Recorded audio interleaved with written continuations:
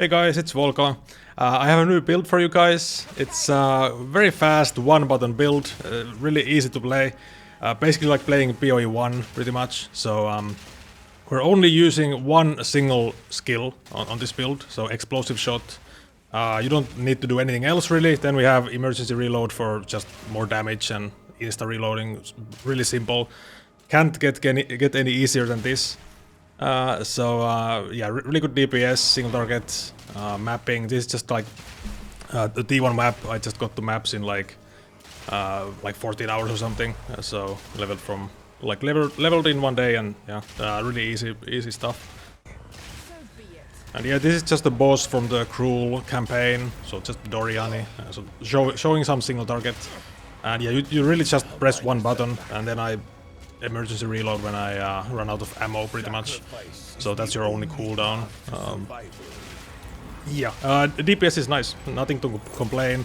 My gear is of course bad, so this should get quite crazy when you actually get like gear and stuff, like really good crossbow and all that stuff. So yeah, let's get on to the actual build. Yeah, so the build, I'm level 64, Deadeye right now. So yeah, skills, explosive shot of course. Scattershot, so you want to scale projectile amount. So what it does, projectiles on like crossbows, it makes it shoot in a sequence, so kind of like barrage.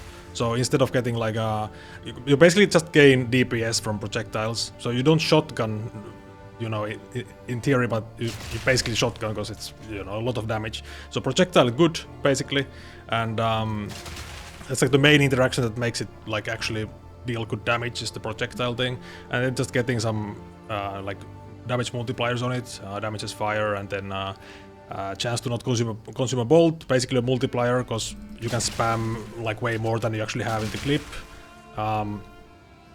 Ideally you would have like, of course, the +1 bolt crossbow. If you don't have +1 bolt, then you need to use double barrel support, which gives you +1 bolt. But when you have this, you don't need that anymore. And then ideally on the suffix here, you would have like you know, additional bolt again. It can roll up to 2. So maybe at some point you can like not use this. Depends. But you want to reload like as least as possible. Like you don't want to be reloading. And yeah, my crossbow is bad of course. Just go for like a highest damage fuse bow. You can go, at least in the end game. Leveling you can do like lightning damage, like the lightning runes. These are nice for leveling, lots of flat damage. But for end game, just go like physical damage. And of course the skill is like gonna convert like 30% is gonna be converted to fire, and then the explosion is 80%. So this basically hits twice, first with the projectile, with the arrow, and then it explodes. So double hit, so it's the same attack damage for both of them. So it's like, at this level, it's like 650% effectiveness basically, at level 14.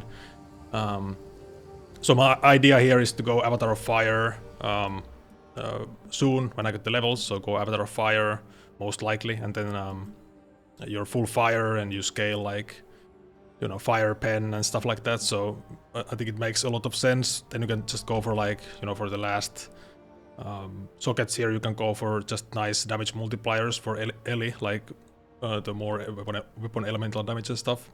So I think that makes a lot of sense to do that. And yeah, then just emergency reload. So basically gives us like a buff for the clip, so you instantly reload and the bolts get a damage multiplier. And this is really nice with the like chance to not consume a bolt, because basically makes your clip bigger, and same of course for the additional bolt loading. So really nice synergy there, and you just go for like more damage when empowered. So this is like 25 more at this level, and then 15. So a lot of damage from that. And cooldown, and we don't really have any other skill like support gems yet, like for like empower buffs. So everything is just coming soon. So I'm just using duration. It doesn't really do anything, but you know, something to use there. And then just attrition for the aura, more damage, simple stuff. And then wind dancer for evasion. I think you wanna go like just high evasion. I'm of course really bad gear right now. I just got the maps, so you want to go like high evasion in the end, of course, for the, you know, projectile and stuff first on the Deadeye, but then Tailwind, you get evasion here and movement speed and stuff. So high evasion, maybe go like armor evasion base, so you still have like actual armor, but we'll see. The thing is, like, if you go like just evasion bases, it's gonna be like high dex requirement, so I don't think you wanna, you don't wanna build dex, so yeah.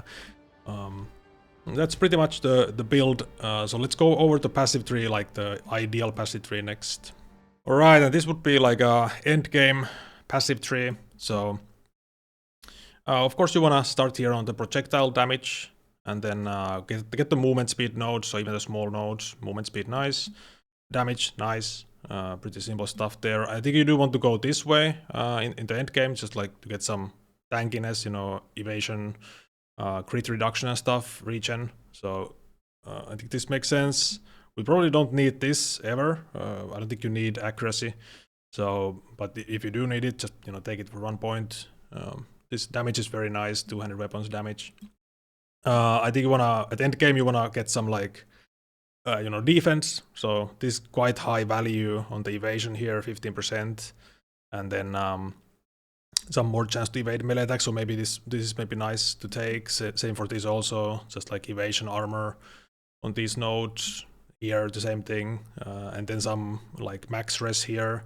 So getting some actual defense on the tree makes sense in the end game.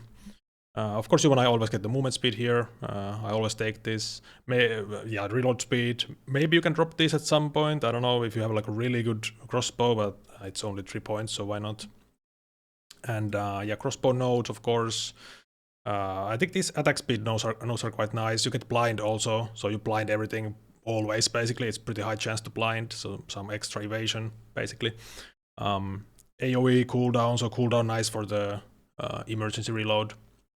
AOE, of course, very nice to have. Then just like fire nodes, basically. So avatar of fire, and we should be actually getting like pretty decent ignite damage. Actually, the gem itself has quality bonuses, like more ignite magnitude on the, so multiplicative ignite magnitude on the gem itself.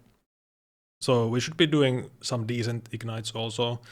You can get fire exposure here also when you heavy stun. So, but we'll see if this is worth it. I think it should be, but yeah. And then the strength here is also nice, because we don't really care about the mana at all. Like, you really don't use much mana with this build, so I think this makes sense to take.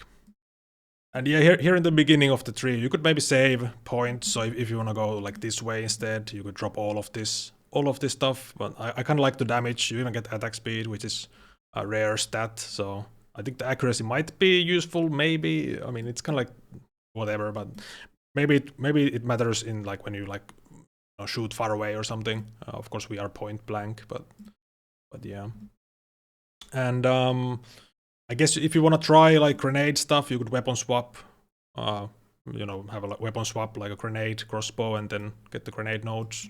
Maybe that's something if you wanna try, like maybe gas grenade or cluster grenade as like extra damage or stuff like that. Just keep in mind, like whenever you're using something else, like some other skill, you are not spamming explosive shot. So like the other skill has to be really good, really strong to actually be worth using. But yeah, that's the build. Thanks for watching, and I see you in the next one.